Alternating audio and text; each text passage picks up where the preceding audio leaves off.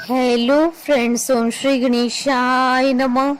आप सभी का स्वागत है आपके अपने यूट्यूब चैनल पर। आप सभी को करवा चौथ की हार्दिक शुभकामनाएं। फ्रेंड्स, आज हम आपको इस वीडियो में बताने जा रहे हैं करवा चौथ की पौराणिक व्रत कथा और विनायक जी की कहानी और करवा चौथ के महत्व के बारे में। फ्रेंड्स, वीडियो शुरू करने से पहले आपसे रिक्वेस्ट है, अगर आप हमारे चैनल पर नए हैं और आपने अभी तक चैनल को सब्सक्राइब नहीं किया है तो प्लीज सब्सक्राइब कीजिएगा चैनल को, साथ ही प्रेस कीजिएगा बेल आइकन को, जिससे नए वीडियो से रिलेटेड नोटिफिकेशन आपको तुरंत प्राप्त हो सके। और वीडियो पसंद आने पर वीडियो को लाइक और शेयर जरूर कीजिएगा ताकि सभी भक्तों को इस वीडियो का लाभ प्राप्त हो सके। और कमेंट बॉक्स में ओम श्री गणेशाय नमः जरूर लिखिएगा। कार्तिक माह की कृष्ण पक्ष की चतुर्थी के दिन करवा चौथ का व्रत किया जाता है। इस व्रत को सुहागन स्त्रियां अपने पति की लंबी आयु के लिए रखती हैं। इस दिन सुबह सूर्योदय से पहले उठकर सरगी खाने का नियम है। इसके बाद पूरा दिन व्रत रखा जाता है और संध्या के समय इस व्रत की कहानी सुनी जाती है। कहानी सुनने के बाद स्त्रियां बायना निकालती हैं और अपनी सास अथवा ससुर को देती हैं। सास अथवा ससुर नहीं हो तो किसी बुजुर्ग अथवा ब्राह्मणी को बायना दिया जाता है। रात्रि को चंद्रमा को अर्घ्य देकर भोजन किया जाता है। फ्रेंड्स, अब आइए प्रारंभ करें करवा चौथ की पौराणिक व्रत कथा। धर्म ग्रंथों में करवा चौथ की दो कथाएं प्रचलित हैं। पहली कथा, एक साहूकार के 7 बेटे और एक बेटी थी। सातों भाई अपनी बहन के साथ ही भोजन करते थे। कार्तिक मास की कृष्ण पक्ष की चतुर्थी को बहन ने करवा चौथ का व्रत रखा। बहन ने निराहार व्रत किया और नाना प्रकार के भोग्य पदार्थ प्रसाद के लिए बनाए। जब भोजन का समय हुआ तब भाइयों ने अपनी बहन को भोजन के लिए बुलाया। बहन ने कहा कि चांद उदय होने पर चंद्रदेव के दर्शन करके चंद्रमा को अर्घ्य देकर व्रत पूजन करके ही मैं भोजन करूंगी। भाइयों ने सोचा कि इस तरह तो हमारी प्यारी बहन भूखी रहेगी। इस कारण एक भाई ने एक हाथ में दिया लिया और एक हाथ में छलनी ली और शाम के समय एक ऊंचे पेड़ पर चढ़ गया और दिया जलाकर छलनी से ढक दिया और स्वयं छिप गया। भाइयों ने बहन से कहा कि चंद्रमा उदय हो गया है। बहन ने भाभियों से भी कहा कि चांद निकल आया है, चलकर अर्घ्य दे दें। भाभियों ने कहा कि चांद तो 2 घड़ी रात बीतने पर निकलेगा, हम तो तभी अर्घ्य देंगे जब चांद उदय होगा। बहन कुछ नहीं समझी, अपनी नादानी वश बनावटी चांद को अर्घ्य देकर भाइयों के साथ भोजन करने बैठ गई।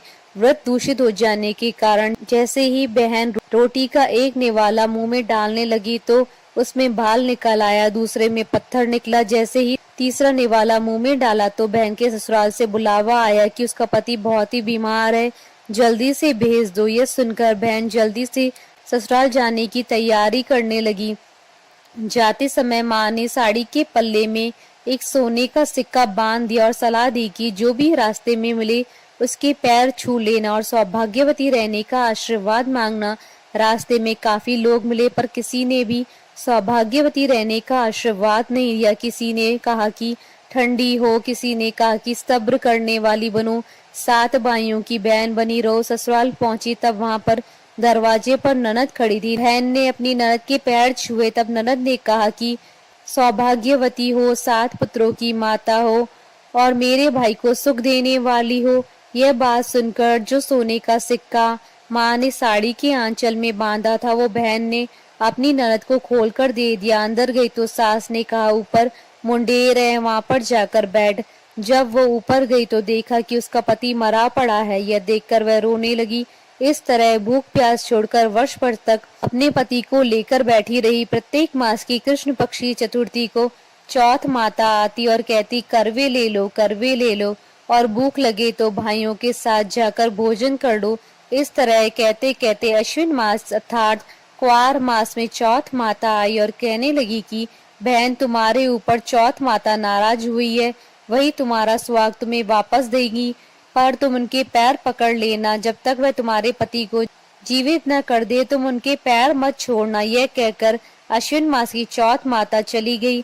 बाद में कार्तिक मास की चौथ माता आई और गुस्से से बोली, भाइयों की दुलारी, करवे ले लो, दिन में चांद उगता है, करवे ले लो। ज्यादा भूख वाली करवे ले लो। तब साहूकार की बेटी चौथ माता के पैर पकड़कर बैठ गई और रोने लगी और हाथ जोड़कर प्रार्थना व विनती करने लगी। चौथ माता, मेरा सुहाग आपके हाथ में, आप मुझ पर अपनी कृपा करिए, मेरा पति जीवित करिए, आपको मेरा सुहाग देना ही पड़ेगा। इस प्रकार साहूकार की बेटी अनुनय विनय करने लगी और कहने लगी कि मेरे से जो व्रत दूषित करने की भूल हुई है उसे आप क्षमा करें। चौथ माता साहूकार की बेटी पर प्रसन्न हुई, अपनी आंखों से काजल, नाखूनों से मेहंदी और मांग से सिंदूर दिया।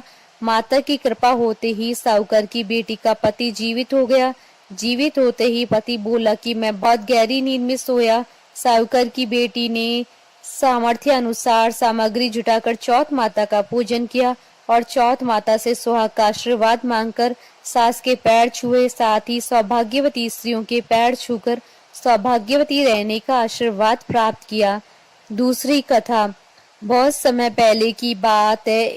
एक बहुत सुंदर राजकुमारी थी, उसका नाम वीरवती था। जब उसकी शादी की उम्र हुई तो वीरवती का विवाह एक राजा के साथ करा दिया गया। जब उसका पहला करवा चौथ आया तो वह अपने माता पिता के घर गई। उस रानी के 7 भाई थे। सूर्योदय के बाद उसने व्रत रखा, पर रानी बड़ी नाजुक थी और व्रत न रख पाई। शाम तक काफी कमजोर हो गई और बेहोश हो गई। उसके 7 भाइयों से उसकी यह हालत देखी नहीं गई, क्योंकि वह रानी से बहुत प्यार करते थे। वह अपनी बहन की यह हालत नहीं देख पाए। उन्होंने यह सोचा कि क्यों न बहन का व्रत खुलवाया जाए। उन्होंने पहाड़ी के पीछे आग जला दी और आग को दिखाकर कहा कि बहन, चांद निकल आया है, चलकर अपना व्रत खोल लो। बहन ने भाभीियों से कहा कि चांद निकल आया है, चलकर व्रत खोल लो। भाभीियों ने कहा कि वो चांद की रोशनी नहीं है, पर वीरवती ने एक न सुनी। रानी अर्घ्य देकर व्रत खोलने बैठी। जब उसने पहला निवाला तोड़ा तो उसमें बाल निकल आया। जब दूसरा निवाला तोड़ा तो उसके ससुराल से खबर आई कि राजा की मृत्यु हो गई है। यह सुन रानी अपने ससुराल को जाने को तैयार हुई, पर रास्ते में उसे भगवान शिव जी और उनकी पत्नी माता पार्वती मिले। पार्वती माता ने उसे बताया कि उसके पति की यह दशा इसलिए हुई है क्योंकि उसने व्रत को पहले ही खोल लिया। रानी ने हर प्रकार से क्षमा याचना की। तब माता पार्वती ने कहा कि तेरा पति जीवित हो जाएगा, पर वह बहुत बीमार होगा। जब रानी महल में पहुंची तो उसने राजा को बेहोश पाया और राजा के शरीर में हजारों सुइयां चुभी हुई थी। रानी ने हर रोज राजा के शरीर से एक एक सुई निकाली और जब अगले साल करवा चौथ आया तो रानी ने व्रत रखा और समय राजा के शरीर में केवल एक ही सुई बची थी। रानी अपनी दासी को ये काम सौंपकर बाजार करवे लेने चली गई। दासी ने जब आखिरी सुई राजा के शरीर से निकाल दी, राजा की बेहोशी खुल गई और वो दासी को ही रानी समझने लगा। जब रानी ने यह देखा तो वह कहने लगी, जो रानी सी वो गोली हुई और जो गोली थी वो रानी हुई। पर वीरवती व्रत रखती रही। एक बार जब राजन दूसरे देश जा रहा था तो उसने दासी बनी रानी से पूछा कि तुम्हें क्या चाहिए। राजा के पूछने पर रानी ने कहा कि मेरे लिए एक जैसी 2 गुड़िया ले आना। राजा उसकी बात मानकर चला गया और वो गीत गाती रही, जो रानी सी वो गोली हुई और जो गोली थी वो रानी हुई।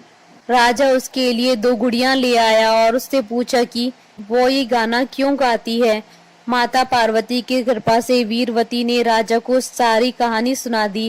राजा रानी को पहचान गया और उसने रानी को उसका स्थान दिया। अब रानी बोली, जो रानी सी वो रानी हुई और जो गोली सी वो गोली हुई।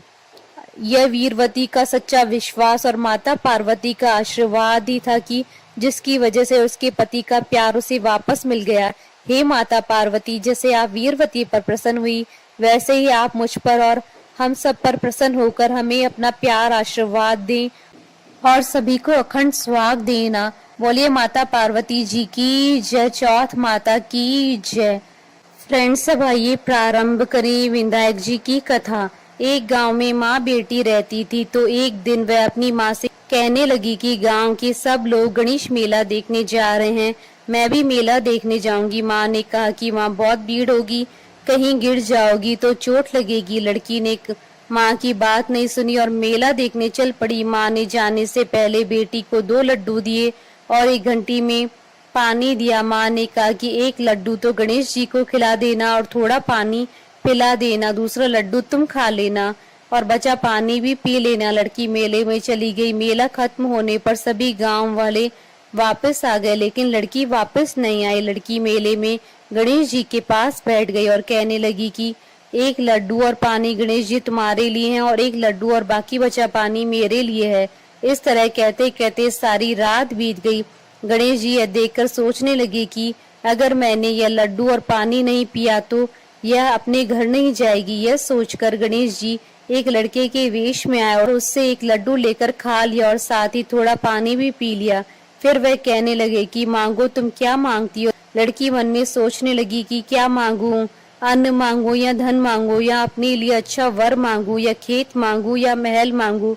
वह मन में सोच रही थी तो गणेश जी उसके मन की बात को जान गए। वह लड़की से बोले कि तुम अपने घर जाओ और तुमने जो भी मन में सोचा है वह सब तुम्हें मिलेगा। लड़की घर पहुंची तो माँ ने पूछा कि इतनी देर कैसे हो गई। बेटी ने कहा कि आपने जैसा कहा था मैंने वैसा ही किया और देखते ही देखते जो भी लड़की ने सोचा था वह सब कुछ हो गया। हे गणेश जी महाराज, जैसा आपने उन माँ बेटी की सुनी वैसी सबकी सुनना। कथा अधूरी हो तो पूरी करना, पूरी हो तो मान रखना। बोलिए गणेश जी महाराज की जय। चौथ माता की जय। हमारे साथ इस वीडियो में अंत तक बने रहने के लिए आपका धन्यवाद। ओम श्री गणेशाय नमः।